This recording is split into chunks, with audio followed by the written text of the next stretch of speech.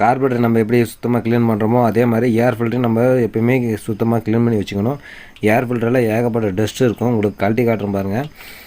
Air filter நம்ம சுத்தமாக இருந்தால் தான் நமக்கு கார்பரேட்டரில் எந்த அடைப்பும் வராமல் இருக்கும். அதனால் எப்போ கார்பரேட்டர் க்ளீன் பண்ணாலும் ஏர் ஃபில்டர் நல்லா இருக்கான்னு பாருங்கள். நல்லா இருந்தால் அதே க்ளீன் பண்ணி போட்டுக்கோங்க. அப்படி போயிருந்தாக்கா ஏர் ஃபில்ட்ரு மாற்றிடுங்க.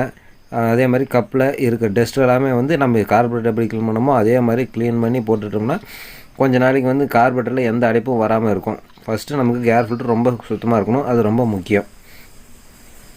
அவ்வளோதான், கார்பரேட்டர் க்ளீன் பண்ணியாச்சு. நம்ம இப்போ ஜெட்டெல்லாம் நம்ம க்ளீன் பண்ணிக்கலாம். க்ளீன் பண்ணுறது இந்த மாதிரி எதனா ஒரு தப்பமான ஒயர் இருந்தால் எடுத்துக்கோங்க. அதில் ஒரு இன்னர் மட்டும் ஒரு கம்பி மட்டும் எடுத்து நம்ம அந்த ஹோல்ஸில் எதனா அடைப்பு இருக்கான்னு செக் பண்ணி க்ளீன் பண்ணிக்கலாம்.